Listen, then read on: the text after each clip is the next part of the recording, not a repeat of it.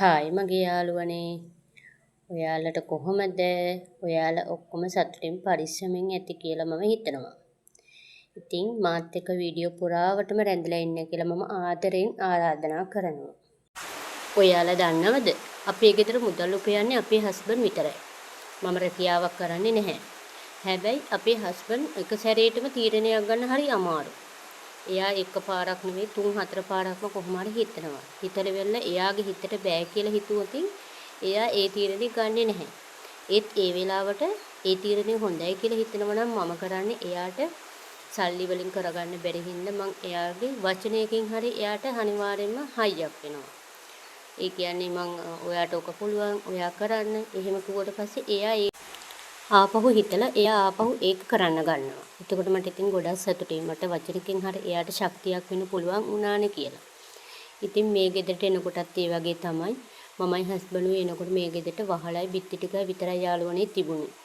Husband මං කසාද බඳින්නත් කලින් තමයි ඉඩම අරගෙන ගියේ හදලා තිබුණේ. ඒත් ගිත් සම්පූර්ණ කරගන්න බැරි වුණා. ඉතින් ඒකට කමක් නැහැ කියලා අපි මහ ගෙදර මාස 3ක් ඉඳලා ඉවර වෙලා අපි මේ ගෙදරට පදිංචියට ආවා. ඊට පස්සේ අපි එනකොට උළෝජානේ ලොකුත් තිබුණ නැති හින්දා අපි ඒවට ලෑලි ගහගෙන තාවකාලික දොරක් හදාගෙන තමයි අපි ආවේ. ඒ ඇවිල්ලි ඉවරලා අපි ටික තමයි අද මේ තත්ත්වයට ඇවිත් තියෙන්නේ. ඉතින් ඒ හැම වෙලාවකදී මං හස්බන්ඩ් එක්කම හයියක් වෙලා හිටිය ළඟින් හිටිය නිසා අපි මේ ටික කරගන්න පුළුවන් වුණා.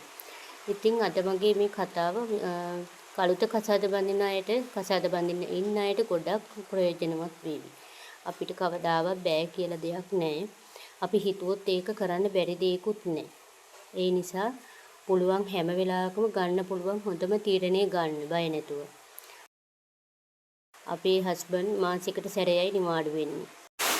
එයා ඉන්න දවස් 10 එයා බලන්නේ කොහොම හරි ගෙදර මොකක් හරි වැඩක් අපි දෙන්නම එකතු වෙලා කරන්නේ. ඉතින් එයා කරන හැම වැඩකටම මම අත් උදව්වට අනිවාර්යෙන් උදව් කරනවා. එතකොට පොළව දැම්මේ මායි හස්බන්ඩ්ුයි එකතු වෙලා. ඊට පස්සේ අපේ තාප්පේ බැන්දේ ගල් ගෙනල්ලා ගල් ඇදලා ඔක්කොම කරලා මායි හස්බන්ඩ්ුයි තනියෙන් මේ එකතු වෙලා තමයි අපේ වැඩේ කරගත්තේ. ඒ හැම වෙලාවකම විරදක් තමයි හැමතිස්සෙම හස්බන්ඩ්ට හයියක් වෙන්න ඕනේ. ඒ වගේ තමයි මගේ ජීවිතේ. අපි මේ ගෙදරට එනකොට ලයිට් වතුර මොකුත්ම තිබුණේ නැහැ.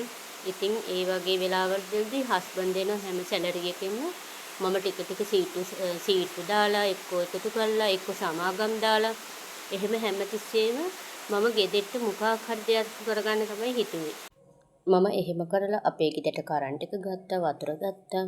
ඊට පස්සේ ওই ප්‍රැන්ටි টොප් එකේ ටයිල් ටික අල්ලලා ගත්තා. අපේ ශාල වැඩ කරගත්තා. අපි පොඩි ලෝනු ගත්තා. ඒ හැම දෙයක්ම දැන් ඉවර වෙලා පොඩ්ඩක් ඉස්සරහට ඇවිල්ලා තමයි ඉන්නේ.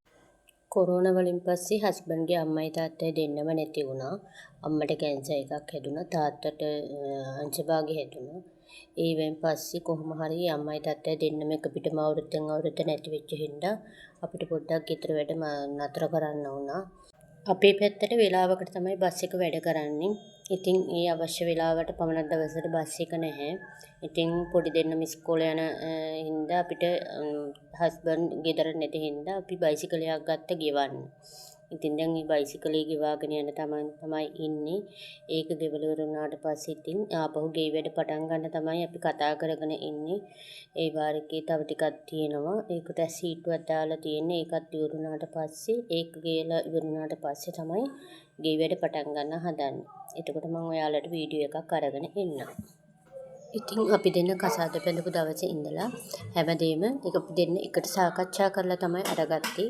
ඒ අරගත්තු හැම තීරණේම අද හොඳ වෙලා තියෙනවා. ඉතින් යාළුවනේ අපි දැනගන්න ඕන හස්බන්ඩ් කරනවට හස්බන්ඩ් කරනවත් අපි කරනවට අපි කරනවත් නෙවෙයි. අපි දෙගොල්ලම එකට එකතු වෙලා ඉවර වෙලා තීරණයක් ගන්න. එතකොට තමයි අනිවාර්යයෙන්ම පෞල් ජීවිතය සාර්ථක වෙන්නේ. ඉතින් යාළුවනේ මම මේ කතාව ඔයාලත් එක්ක බෙදාගත්තේ ඔයාලටත් දෙයක් ගන්න පුළුවන් ඇති. මේ කතාව ඔයාලට ප්‍රයෝජනයක් වෙයි කියලා. මම මුණ දීපු අත්දැකීම් තමයි මේ තියෙන්නේ. ඉතින් එකේ වැරද්දක් තියෙනවා නම් ඔයාලා කමෙන්ට් එකක් දාලා ඉතින් මාත් එක්ක එකතු වෙන්න. හරි දෙයක් තියෙනවා නම් ඒකත් කමෙන්ට් එකක් දාන්න. ඉතින් ආපහු අලුත් වීඩියෝ එකක් අරන් එනකම් ඔයාලා සතුටින් පරිස්සමෙන් ඉන්න. බුදු සරණයි.